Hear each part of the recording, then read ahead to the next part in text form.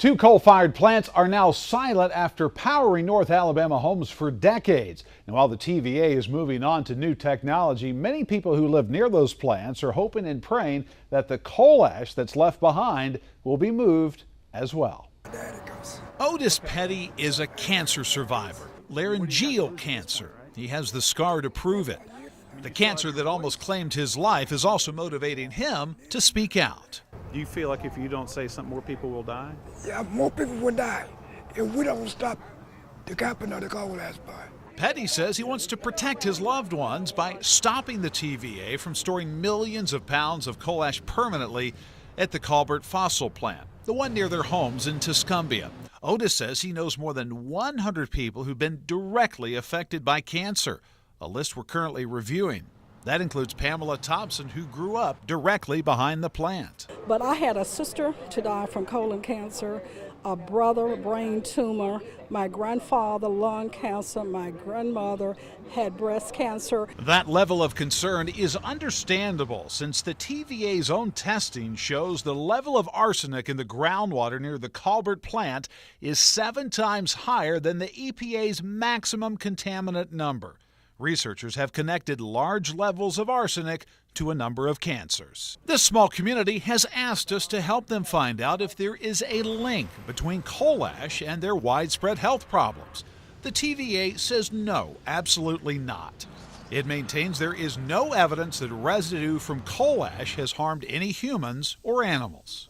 We also monitor the uppermost aquifer, and that's where people get the drinking water. Right.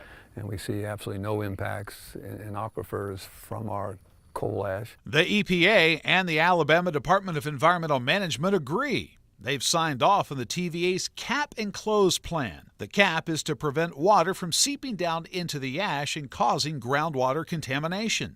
The TVA is powering through opposition from groups like the Southern Environmental Law Center, which threatened to sue the TVA in 2013. The SELC claims the TVA is violating the Clean Water Act at its Colbert plant. And it comes down to the point of, one, they're leaving coal ash in the groundwater. I mean, that is clear.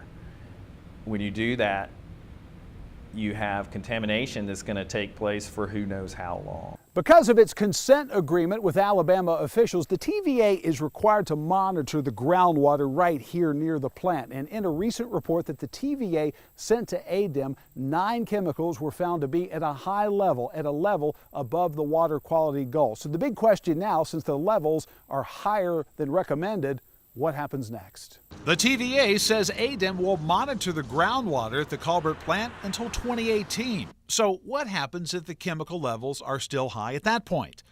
ADEM referred us to the EPA. The EPA told us if the groundwater is contaminated, the owner must begin a, quote, corrective action process. Otis Petty and his friends are hoping that corrective action means digging up the coal ash near their homes and then moving it to a different location. Other utilities like South Carolina Electric and Gas are digging up their coal ash and moving it to lined storage areas that aren't near water sources. Yet that method is much more expensive.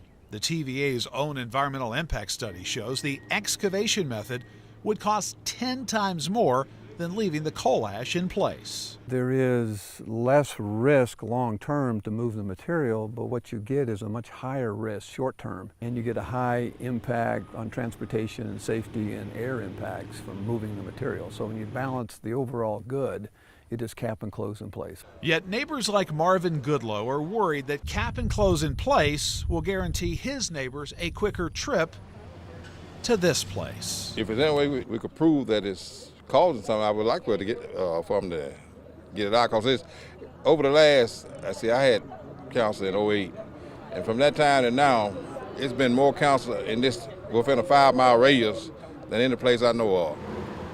The TVA says anyone who lives near their plants should be safe. That's because it has invested millions of dollars in new technology to monitor the groundwater and the structural integrity of the coal ash storage areas. If you have any information about this issue, perhaps how coal ash is affecting you or your community, you can message me on Facebook. You can also see the water quality reports at the Colbert plant by clicking on a link in this story on WAFF.com.